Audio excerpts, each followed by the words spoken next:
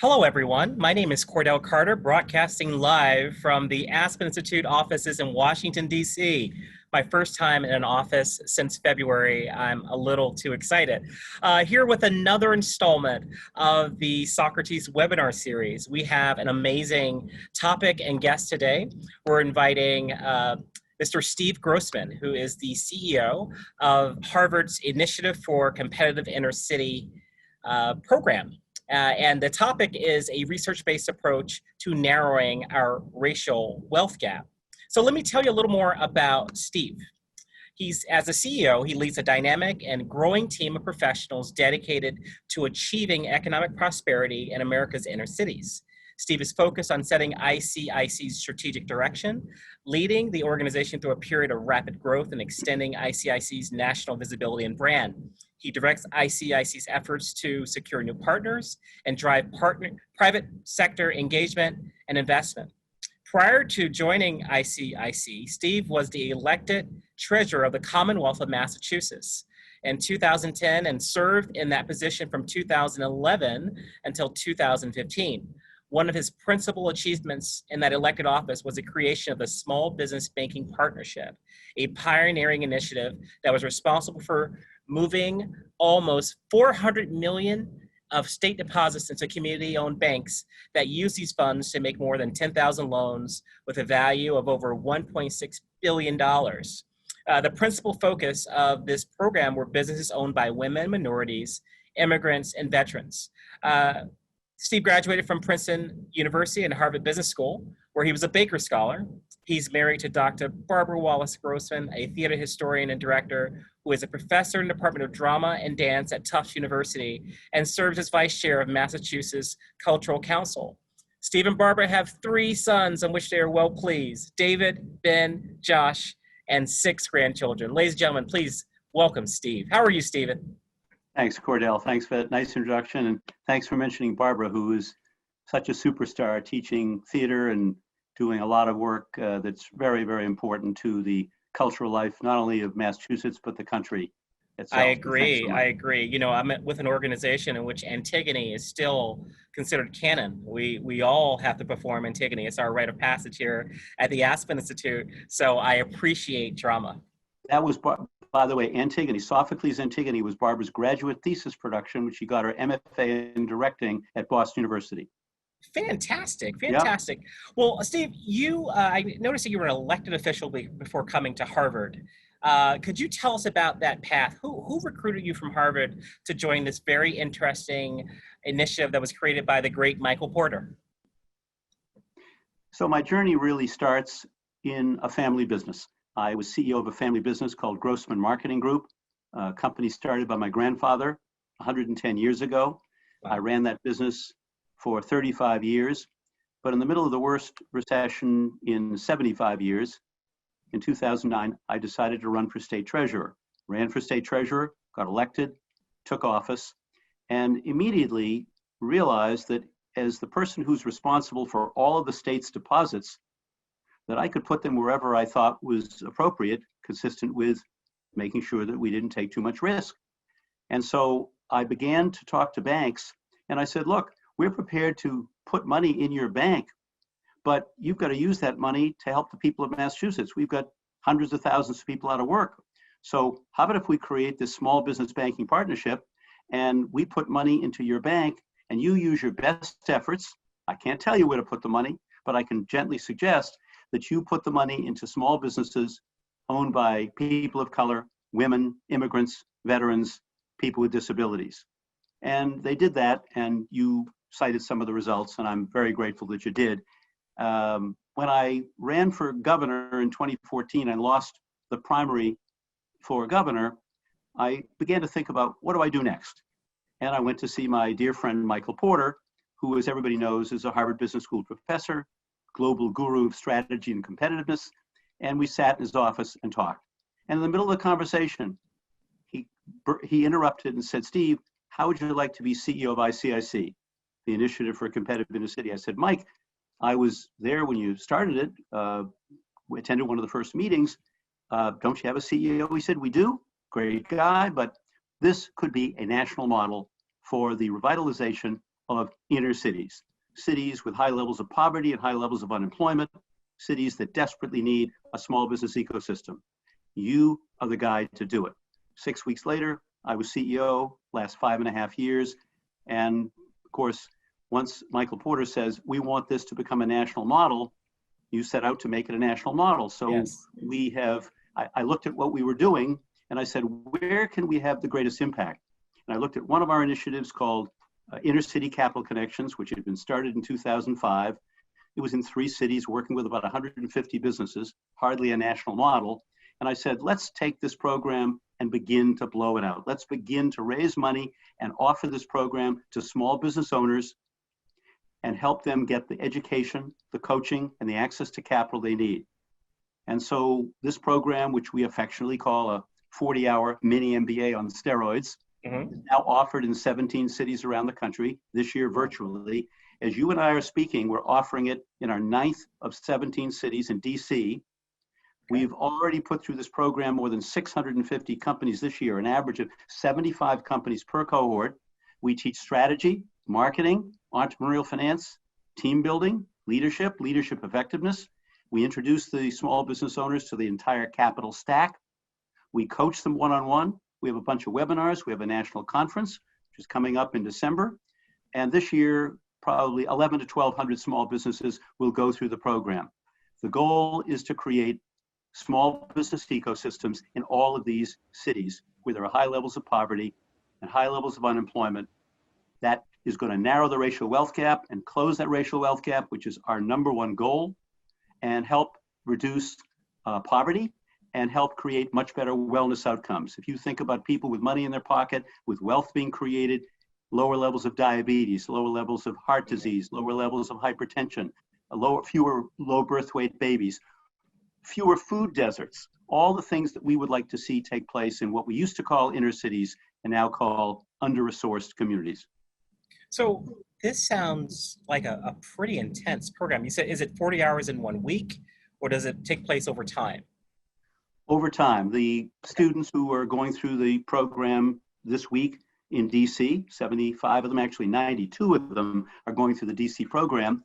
They're treated to 2 half-day seminars where our professors from Susan Perkins from Chicago, or Gail Taylor from Dartmouth, or Dobbin Bookman and Stephen Rogers from Harvard Business School are teaching those students. There's a capital resource panel where they learn about capital, and eventually we want them to create pitch decks so that they can literally go to a bank, go to a lender, go to an investor, and be able to pitch successfully for capital. One of the key metrics that we use to determine success is what percentage of the small businesses that need capital actually get the capital, hopefully because of some of our work. And the answer is 70% will get the capital they need within a year and 80% within 2 years.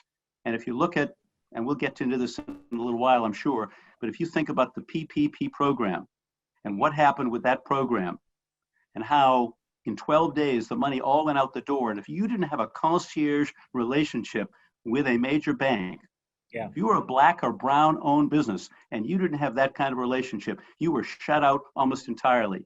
And that to me is immoral, it's wrong morally, and it's wrong economically.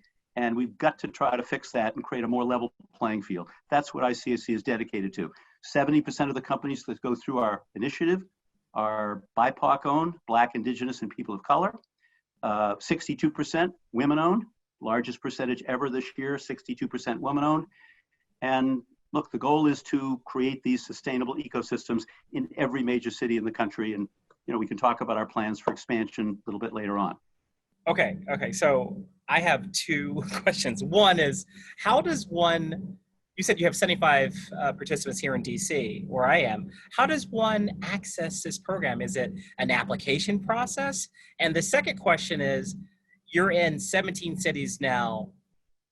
Why not 400? So talk me through that, please. Well, first of all, people are nominated for the program. We have a network of nominating partners. We use WeBank, the Women's Business Organization. We use Black Chambers of Commerce and Latinx Chambers of Commerce and a variety of nominating partners. We go into a city, we begin to build relationships with the people who have their finger on the pulse of the small business ecosystem, people who know those small business owners. Again, when you come into a new city, there's not a lot of trust. You know, this outfit from Boston is coming into Denver, and we're coming to Denver later this year, or Seattle or Portland.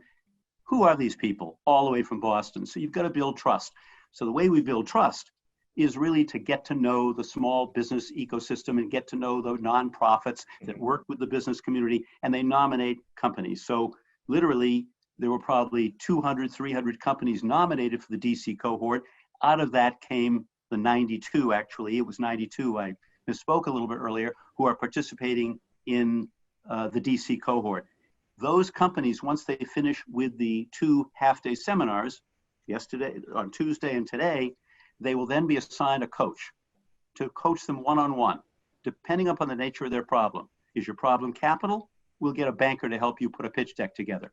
Is your problem lack of an internet strategy because you're a bricks and mortar company and bricks and mortar business has gone away for many people, so you've got to develop an internet strategy to grow your business?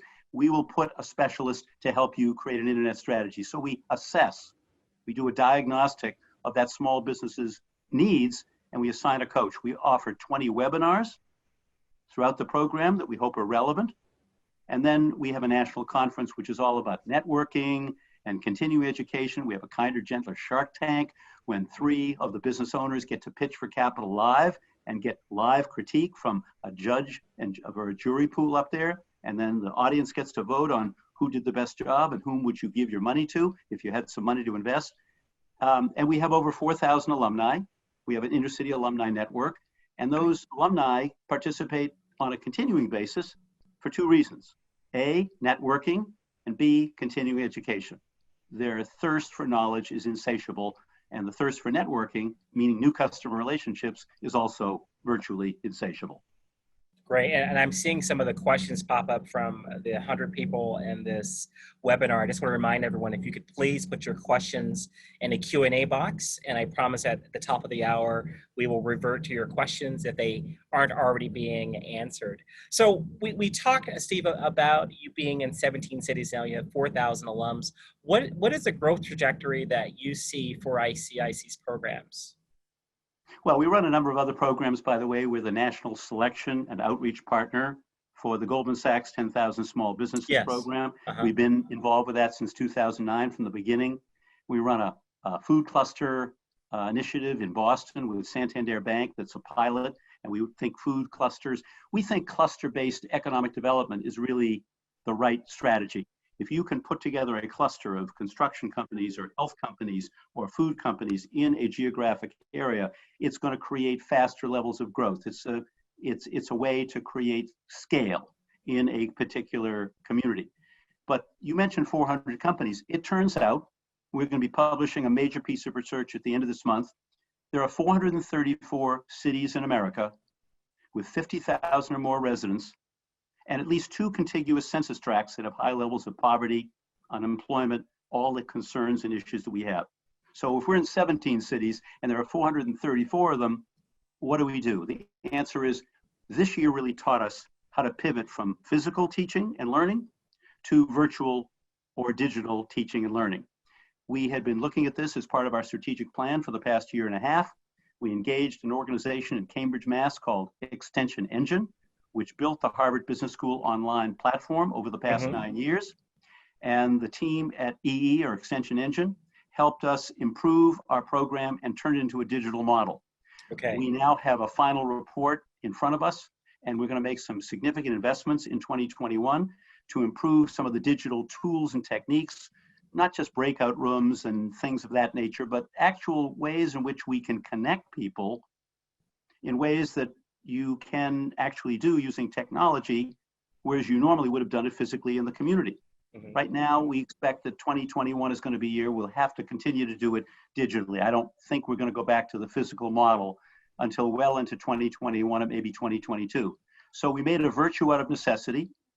We think there's an opportunity, if we build a platform over the next 2 to 3 years, to create a digital model that can be relevant to small business owners in hundreds of cities all over the country and create a national network of small businesses their own ecosystems in their own community is important, whether it's Erie, Pennsylvania, Detroit, Flint, Michigan, Winston-Salem, Boston, Aspen, doesn't matter. We want to create those ecosystems, but we also want to create a national network of small businesses that are doing business with one another. And obviously, internet allows you to do business with people in many businesses in any part of the country. You're not limited any longer. So that's why the national model is so important to us. And of course, these are our programs. And as you know, we started as a research organization. Mike Porter is a research guy fundamentally.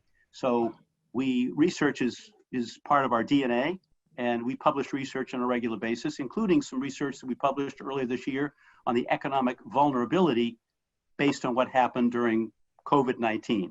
What happened and what was the impact of COVID-19 on vulnerable communities? And I'm happy to talk about that if we have the time. But before we get to COVID-19, I want to just dwell on just congratulate you all on all the work you've been doing over the last half decade or so.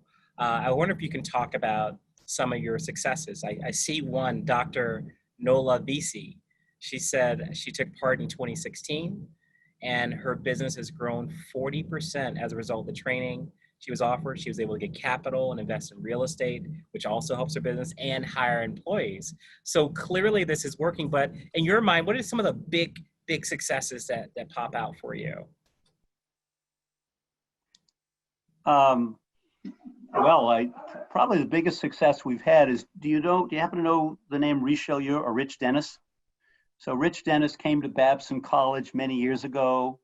His mother was making soaps and other beauty products from natural ingredients back in his home country in Africa. He graduated from Babson, eventually started a company called Sundial Brands. The brand names are Shea Moisture and Nubian Heritage. And these are products that are used heavily by African-American women, but now much more broadly used. So we started this company called Sundial Brands, and it was a small company. Somebody told him he should go through the Inner City Capital Connections program. He did that about 14, 15 years ago at the beginning of the program, started in 2005. He developed a business plan and a business strategy with his partner. His partner was his college roommate and his mother. And over time, he started to get capital. He started to grow and grow and grow. In 2014 or 2015, Bain Capital bought a 49% interest in his company for a post-money valuation of $700 million. Wow. And about 3.5, 4 years later, they sold the whole company to Unilever for well over $1 billion. And when he sold the company for well over $1 billion, and he owned 51% of it, he insisted that Unilever put a bunch of money in next to his own, and they created a fund for Black women's entrepreneurship, which is helping Black women grow their businesses all over the country using capital that is provided by this fund. So there's an example of somebody who had an idea. Yeah. He built the idea, grew a great company, cashed in, is paying it forward, and is a role model to an awful lot of other people. I mean, there are examples. We survey every company that goes through the program every year, and we look for three things. What was your top line revenue growth? How many jobs did you create, good paying jobs? We're not interested in minimum wage jobs. We're interested in jobs that pay a living wage. And in addition to top line revenue growth and jobs, how much capital did you access? So I can tell you that between 2005 and 2018, and we will have statistics on 2019 a little bit later this year at the national conference, 3,000 alumni had average revenue growth of 120% post-graduation. 64% of them are minority owned, almost half of them women owned. They created over 22,000 jobs and accessed over $2.2 billion of capital. But I never pay much attention to those big numbers. It's the human stories. It's the stories of individual entrepreneurs on the ground in cities all over the country whose lives are changed, enriched, enlarged, and enlivened by the teaching, the learning, the networking, and the opportunities. Again, we're trying to level the playing field. And if you think about what's happened in this country, I mean, we're having a national conversation right now, as you and I both know, Oh, yes. on Oh, yes. racial justice and racial equity.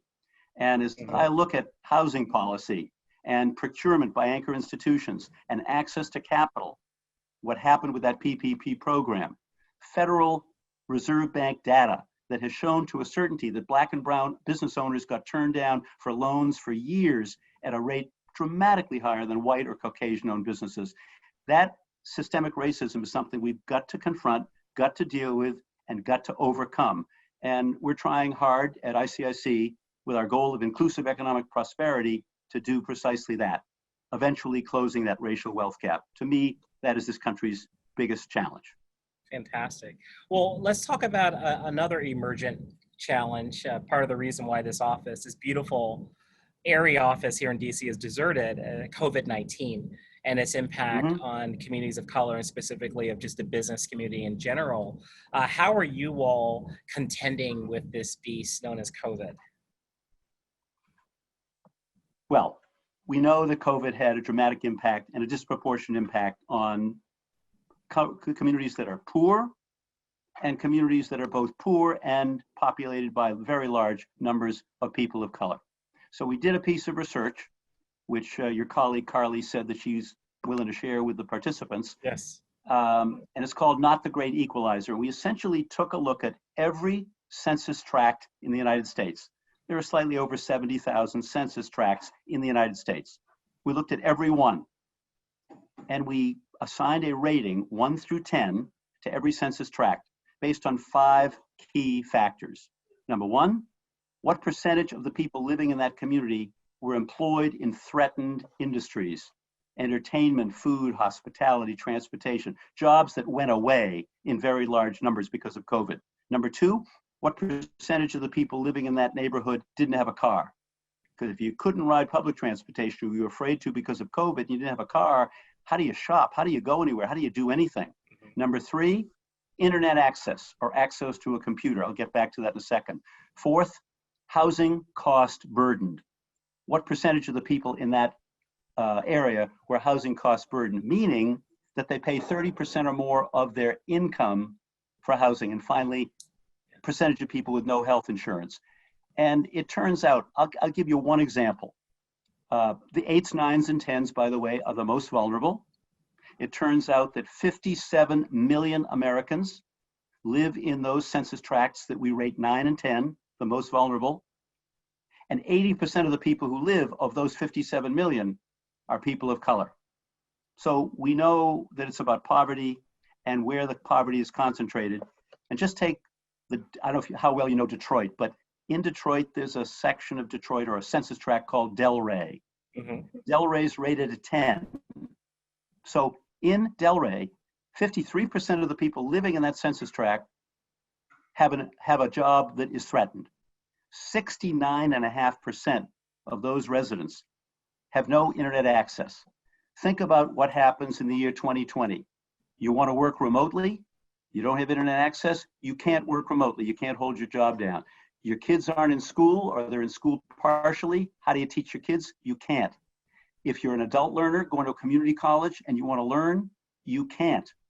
If you want to access telehealth services, mental and behavioral health services via your computer, and you don't have internet access or a computer or both, you can't. If you're a citizen and you want to vote and you want to go and apply for a ballot at City Hall for November 3rd to vote, and I hope everybody is going to vote on November 3rd, you can't. Indeed. You can't. So fundamentally, it's this economic vulnerability concentrated in communities of color, where 68% of the people in the 9s and 87% of the people in the 10s, the most vulnerable, are people of color. So to me, COVID has had a dramatic and deleterious effect on poor communities and on communities of color for all kinds of reasons. That report, I think, would be good reading. You can literally, there's an interactive map in the report, so anybody listening in who gets the report can just type in their own census tract in their own community, and you can tell in about 6 nanoseconds what your community is rated and how vulnerable it is, the neighborhoods within the community that are most impacted. And of course, our goal is not just to tell you what the problems are. Our goal is to come up with solutions. which is all about anchor institutions and how anchor institutions need to dramatically beef up procurement and a variety of other things. And we can get into that if we have time. Sure, and we do have time. I wonder, there are a lot of technical assistant programs in cities.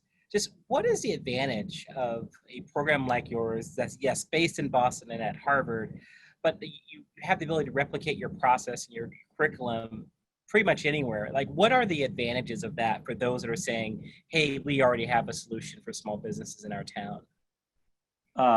Let me just mention one thing. You mentioned Harvard.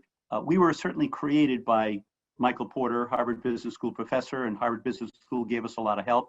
We are an independent 501c3 organization. Oh, I understand. Yes. Board of directors, of which Mike Porter continues to be the board to be the board chair. We believe that it's imperative when you go into a community to work with local organizations and leaders. We don't come in and say, we've got the school solution, move aside everybody else, ICIC is here. That's not the way to build trust. That's not the way to build relationships. So we work with local business leaders and business organizations always. That's a critical key factor. What's different about the Inner City Capital Connections program, again, started back in 2005, is that it provides three key factors: education, coaching, and access to capital. There are a lot of educational programs around, and they're wonderful, and we know many of them. There are a lot of coaching programs around, mentoring programs, and we know them well, and we love them, and we work with their leaders. But when you can combine those two factors with access to capital, it's in the 70 to 80% of people who need it, get it. That to me is critical, because if you talk, and we do, and I do all the time, to primarily Black and brown business owners, and you say, what's the biggest roadblock you face? What's the brick wall that you bump into? They'll tell you over and over again, access to capital. I couldn't get a loan. I couldn't get an investment. I maxed out my credit card. I can't grow. Oh my God, if I could only get X, Y, and Z, this is what I could do. And that's why the PPP program, even the second round of PPP, which was much better than the first, still was a significant failure. I read an article just an hour ago, which was published in Boston Business Journal, talks about the money spigot drying up and the nation's small businesses are in deep trouble. What it says is data released by Yelp on September 16th shows that out of 32,000 restaurants that have been closed since the beginning of March, 61% are permanent. 163,000 businesses have closed as of August, and many of them will never open up again because they can't get the small loan that they need, a forgivable loan, or better yet, a grant. Because that program should have been a grant program, not a loan program. At the rates of interest they were charging, it would have been much easier to make it into grants. And that was a failure of leadership at every level, and it can still be fixed. But unfortunately, right now, with Congress dealing with Supreme Court and a lot of other things with election coming up, I don't have a high hope that things are going to change now. Perhaps after the election, we'll see something reemerge to help some of these small businesses before they fail utterly. Because entrepreneurship is the ticket to wealth creation in America. That and home ownership. I think we both know that. Oh, yes, yes. So I just want to be clear, make it clear for the folks that may not know that they have a connection to ICIC, a connection to a nominator, that the place to go to be nominated is their local Black Chamber of Commerce, the Latino Chamber of Commerce. Is that correct? Is it the U.S. Chamber of Commerce that can help them as well? Well, first of all, you can self-nominate. Okay, you can self-nominate. Got it. Okay. And so our task in our communications team is to have this program to become better known, particularly when we have a digital or virtual solution that enables much larger numbers of people to take advantage of the program. But essentially, we work with organizations that are in communities, in the neighborhoods, have their finger on the pulse of the neighborhood, have built trust. I'll give you a great example of something that happened this year, and it's a great model. You may be familiar with something in Chicago called West Side United. It's a consortium of about 8 hospitals on the west side of Chicago. And they're coming up with a model to how to create economic well-being on the west side of Chicago. West side of Chicago, like the south side, very poor. So we met them, coincidentally, and we went to Chicago, we made a presentation, and West Side United went through the community, went to small business owners and to neighborhood small nonprofits and told them about this program. By the way, this program is free of charge. Free of charge. We don't charge a penny for the program because people like Bank of America and Kaiser Permanente and FedEx and a lot of other corporations, family offices fund it. And because Westside United had deep roots into the ecosystem in the local community in the west side of Chicago, and they nominated some of their own suppliers. Think about the eds, the meds, and the large for-profits. They've got so many small businesses that are approved to do business, but they don't nominate themselves. So we need the anchor institutions, we call them, the eds, the meds, and the big for-profit companies to nominate companies. Kaiser Permanente, probably the best example. We met them. Please tell us more about that partnership you did with Kaiser Permanente, because I know it was quite interesting.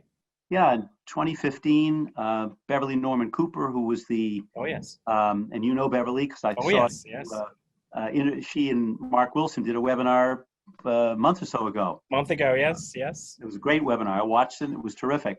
Anyhow, Beverly Norman Cooper was the head of supplier diversity for Kaiser Permanente. She came to Detroit for an economic summit we did, and she was really excited by what she saw. And she said to me, "Can you give me a half hour with Michael Porter?" And I arranged it. He was there to speak about what he does and how he does it. She was so excited about it that she brought a team of a dozen people from all over Kaiser Permanente, mostly from the West Coast, to Boston. We spent 2.5 days sort of whiteboarding out a whole program. And finally, Kaiser Permanente adopted one cohort in 2016 in Los Angeles. That has grown to 10 cohorts in cities all over the country: Honolulu, Portland, Seattle, Denver, LA, Inland Empire, Atlanta, Baltimore, DC, places where Kaiser Permanente has either hospitals or medical facilities. And they just invested $100 million in this racial justice and racial equity agenda. Greg Adams, the CEO, announced this major initiative. We're very much part of that. So Kaiser Permanente doesn't just talk the talk. They actually are one of the 28 members of what's called the $1 Billion Roundtable, which is an organization of which the members, only one nonprofit, Kaiser, the rest are IBM, Bank of America, JP Morgan Chase, Apple, Honda, large companies that buy billions of dollars of goods and services. Every company in the $1 Billion Roundtable has to buy at least $1 billion of goods and services from a certified woman-owned, minority-owned, veteran-owned, or LGBTQ-owned company. And Kaiser Permanente went from like 1.3 to $2.2 billion in a short period of time with Beverly's leadership. And they adopted the program, and now 10 cities around the country because of Kaiser's leadership. And they believe, by the way, that not only can you create healthy small business ecosystems and create wealth, but creation of wealth creates better wellness outcomes. And Kaiser Permanente is the largest integrated nonprofit health delivery system in America, is all about wellness outcomes. So it's a twofer for them. Create wealth, improve the quality of life, reduce food deserts, and create better wellness outcomes for their members and for anybody in their area. You know, one of our colleague programs, Aspen Digital, has a commitment tracker on the Aspen website where they're tracking all of the commitments from companies that are saying they're going to give money or whatever to support causes for racial justice and economic justice. And I just wonder, this is a softball question to you, I apologize. If it just seems the Kaiser example is very efficient. They have a target population they're seeking to impact. They're not spending extra money. They were going to spend the money in their supply chain anyway. This feels like what we say normative, meaning behavior change, rather than performative, meaning big announcements, but nothing really happens. Well, they do several things. First of all, they do put some of their own resources, their community benefit resources, into investing in underwriting the cohort. And second of all, they've got people in Oakland at their central headquarters and in every office around the country looking at their suppliers and nominating their own suppliers not necessarily because they think they'll do more business with Kaiser, but if you can take an entrepreneur who is doing a modest amount of business and you can give her or him the tools to be able to grow their business, create jobs, create revenue, access capital, I mean, the cycle of economic revitalization just continues to feed on itself. And so their work with us is truly game changing in so many of those communities. And they focus on some of the most underserved and under-resourced neighborhoods that they serve, because of course California is their number one market, but they're also heavily in Seattle and Portland and over in Hawaii and down all the way to San Diego. And then they have medical facilities and medical relationships in the mid-Atlantic states. So 12.5 million members, and they believe with all their heart that investing community benefit funds and nominating small businesses to participate is a way in which they can create sustainable small business ecosystem, improve wellness outcomes, and level the playing field for people who have heretofore been left out and left behind of that American dream called entrepreneurship. Yeah. So before I transition to participant questions, I guess my last question to you is, you know, in your wildest dreams for ICIC and its mission, how many cities would you be in if you were king for the day? I want to make what we do accessible to small business owners in every community that we could literally describe as under-resourced. We can't do that now. I mean, we've gone from 3 to 17 cities with this one program, and we're 150 companies to 1,200 companies, so it's grown dramatically. But there's a limit to what you can do physically, and that's why the virtual or digital model that we've been developing with Extension Engine is such an important part of our potential growth. I mean, why not literally believe that in every one of those cities, if a small business owner wants to participate, learn, grow, flourish, become more sophisticated, access capital, have a coach, why shouldn't we potentially make that available to those business owners in every one of those 434 cities? That would be aspirational, but there's no point in thinking small when you can think big and aspirational. I mean, every company, every organization should have a mission and a vision and a set of values, kind of a moral roadmap that they use to run the organization. Our vision is to really reduce or end concentrated poverty and close the racial wealth gap. That may be something that people see as unattainable, but you got to hold it out there as a vision that gets you up every morning. And what excites me every day is that I get up every morning and know that when I go to bed tonight, I will have done something today to improve the life of some person, or 10 or 100, whatever it happens to be, person who aspires to grow their business and to realize her or his or their full potential. That to me is what the opportunity is right now. And this moment through which we're traveling, this racial justice and racial equity agenda, and the opportunity to help contribute to reducing systemic racism in housing and procurement and access to capital, in new customer development and networking, all the things that have kept people apart. We've got to bring people together, and that's just not rhetoric. That's what we try to do every single day. And to add a factoid to that last statement about this current moment, the city, I don't know if you saw the research from Citibank yesterday. They released a report that said that the cost of racism is $17 trillion in missed opportunity and GDP for the country. And so when you start pricing out what we're losing versus what it costs to capture some of this back, I think the case makes itself. It becomes self-evident that some investments are being. I agree with you completely. My colleague Liz Pugh, who's our director of development, sent me that article. Okay. A link to it earlier today. I haven't had a chance to read it yet, but I'm looking forward to it. But I did see that number, and it's a staggering number. Staggering. Look, and the good news is the major financial institutions in this country are doing a lot. Some reasons they do it have to do with the Community Reinvestment Act, CRA. I mean, they get CRA credit, but it's more than just that. The fact that CDFIs, community development finance institutions, which are not banks, I mean, it's hard to loan money to small businesses that don't have credit or credit worthiness. There are all kinds of rules and regulations. CDFIs, these community development finance institutions, work with somewhat less stringent requirements for loans to be made. And the banks of this country have been pouring money at a very, at an accelerated rate into CDFIs. And that's a good sign. The Opportunity Zone program that was created by Congress, I realize that it's fallen under something of a cloud because so many of the investments that were made were condos and hotels and apartment buildings that may have been built anyhow.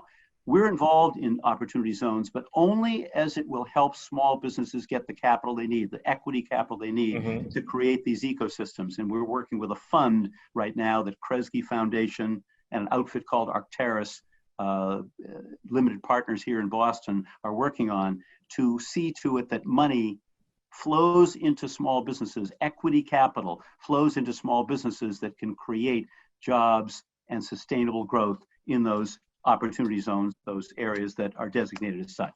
Fantastic. You actually answered part of the first question I was going to ask, because I have two different questions about how the ICIC network works with CDFIs. And so perhaps you can expound a little bit if that's a program line of yours, just working explicitly with CDFIs, or if they're part of this general ecosystem of capital for your members.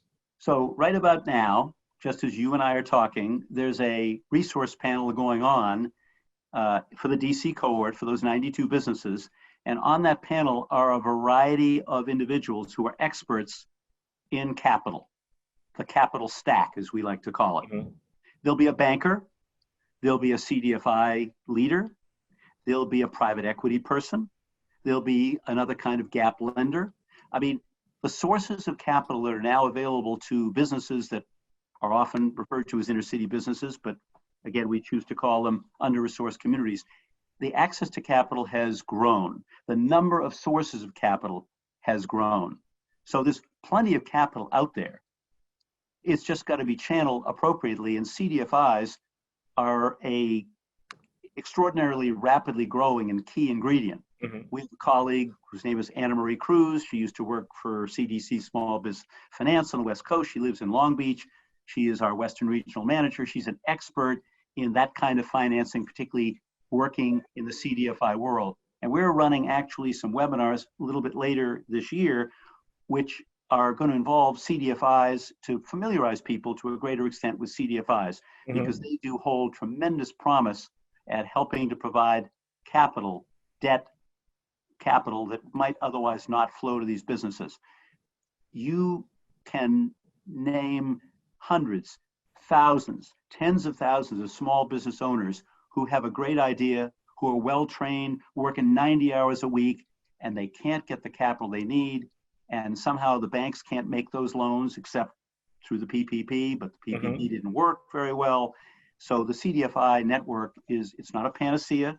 It doesn't solve every problem, but it certainly creates a robust network of organizations that are lending and are playing a key role and are playing a disproportionate role in helping to provide capital for, as I said earlier, BIPOC-owned businesses, Black, Indigenous, and people of color-owned businesses. This is all about leveling the playing field, narrowing the wealth gap, and overcoming the systemic racism that, frankly, has afflicted lending in the banking system for generations in this country. And if we don't accept that that is a fact, I don't think that's an opinion.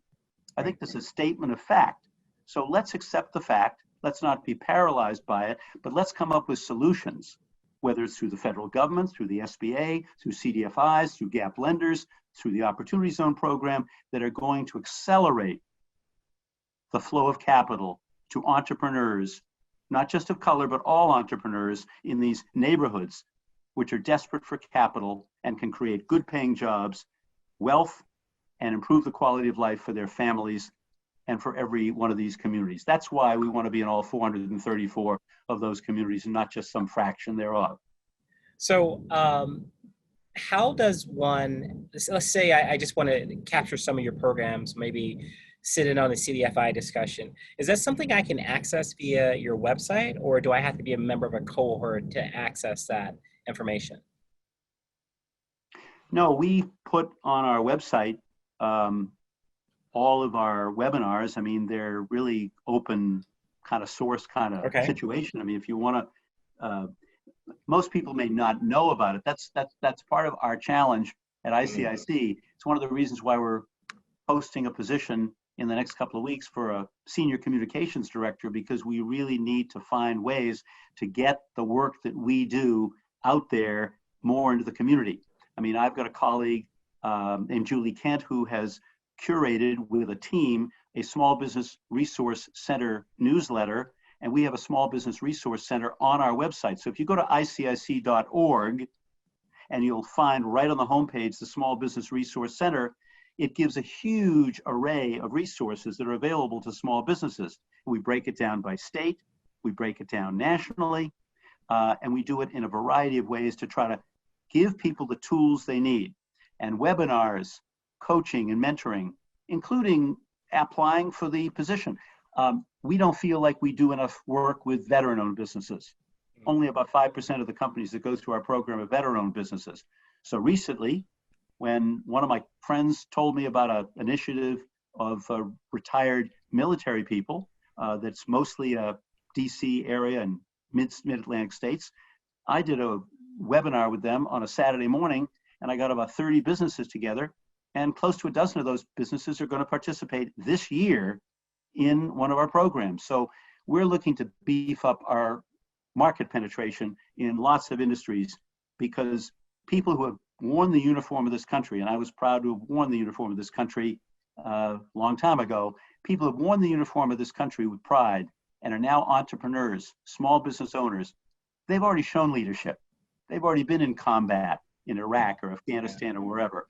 They know what it is to lead. So if their barrier, their roadblock is not enough education, not enough coaching, and not enough capital, seems to me we have an obligation to provide that to them.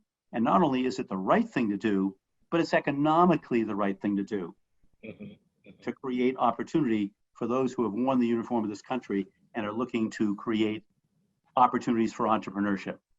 So what is the candidate profile for companies joining the ICIC program? Are they startups, early stage? Are they established with a couple of years? I'm glad you asked the question. No, we don't work with startups. There are many Okay. organizations that work with startups, and the startup economy, the early stage companies, that's really a different business. It's complementary to ours, and we work with a lot of organizations that nominate businesses to us and vice versa. So we work with companies that are beyond the proof of concept stage. Generally, they've been in business for a couple of years. Generally, they have a product and are generating some revenue. I think the average revenue of the companies that are participating in our program this year is probably somewhere between, broad strokes, between $500,000 and $1 million of revenue. But before small businesses say, oh, I don't do anywhere near that kind of business, they don't want me, we basically no longer, for this year, because of COVID and because of the survival crisis that small businesses are going through, we really eliminated those guidelines. We used to say $500,000 and up is really what we were looking for. It was always the nominating partner who said to us, look, this business is only doing 250,000 business, but this individual is a go-getter. They're terrific. They would benefit from this program. I'm nominating them. I'd like you to accept them. But we're accepting companies that this year are doing $150,000, $200,000 in business, employ 2 or 3 or 4 people. But we also have companies that are doing $3 and $5 and $10 million in revenue. And frankly, they come together to learn about strategy and marketing and team building and leadership effectiveness and entrepreneurial finance. And they really feed off one another. The entrepreneur who's been around, the average business, by the way, that we work with has been in business for 11 years. These are people who have been struggling mightily for 11 years, and they're still only struggling to make a living, to bring a few bucks home for their family, to pay their rent, to pay their car payments. And all of a sudden, they got an opportunity to be part of a program and take a great leap forward. And that's what we want to help them do. Take a significant leap forward through education, coaching, and access to capital. And the program clearly has worked effectively. By the way, for those who don't think that inner cities or under-resourced communities have all that much potential. Michael Porter laid out this vision about 20 plus years ago that inner cities had competitive advantages. We also run an initiative in year 23 now called the Inner City 100. We recognize, we honor the 100 fastest growing inner city businesses in America based on revenue growth, based on job creation. And these companies over a 4-year period on average are growing 300%. They're in underserved communities. They've had all kinds of challenges and problems. They have overcome them through leadership, through education, through getting access to capital. And we honor them every year, and they are proof of concept, having created close to 150,000 jobs over the past 20 years, that these neighborhoods that people used to think were just wastelands, and people referred to them that way, wastelands. Those are the places where we can see small businesses grow, develop, and flourish.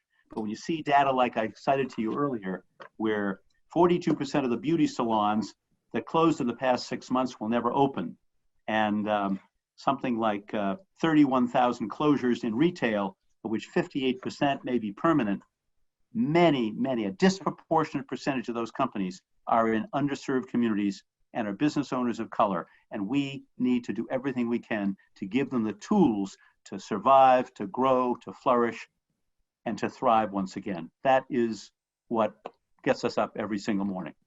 Fantastic. I have a question from Roseanne. She says, how do we find a list of cities that you currently have programs, and when do you plan to launch the online program? Well, to some extent, we're road testing the online program this year because we had no choice. That's what's True. The cliche, we're making a virtue out of necessity. Yes. We had to do it that way this year. So we're learning every step of the way. And on our website, ICIC.org, if you go to Inner City Capital Connections, that's ICCC or Inner City Capital Connections, you'll find the list of cities. But we go all the way from Boston and Springfield up in the Northeast to Hartford, Connecticut, all the way down the Eastern Seaboard to Philadelphia, Baltimore, DC, Atlanta, across the country to Chicago. Then we are in Memphis. Then you start with Southern California and San Diego, up to the Inland Empire, which is San Bernardino, Riverside, Ontario. Then we do a couple of cohorts in Northern California, one in Stockton, one in Fresno, but it's really the Central Valley. Then you go up north to Portland and to Seattle. And we do one in Hawaii, and people say, gee, Hawaii? Let me tell you, the gulf, the gap between rich and poor, the gap between those who are in good shape and those who have desperate economic circumstances in Hawaii is enormous. People don't think of Hawaii that way, but the Hawaiian Islands have been probably hardest hit because you think about tourism, who's traveling these days and who's going to Hawaii? Mm-hmm. And so, and Kaiser Permanente has a major medical facilities there. And so we work with small businesses, and we had a cohort of 70 small businesses in Honolulu last year, and we expect a cohort of at least 50 this year because entrepreneurs, no matter what circumstances they're confronting, no matter how much the wall looks like a brick wall in front of them, no matter how many people say, you can't, you won't, we won't, they say, no, I will overcome that barrier. I will get the training, the coaching, and the capital. If you're willing to loan me money or invest money in my business, I will show you that I can build a great business. And I cannot tell you how proud we are of the over 1,000 businesses that went through the program last year and the businesses that are coming this year. They're trying to survive, they're trying to thrive, they're trying to flourish, they're learning new techniques and tools. Everything we did in this program this year, we revamped. There is nothing that we're teaching this year that is the same as years before, because you have to meet the moment of COVID-19 with a program and give people the tools to survive. Because if they don't survive, they won't thrive.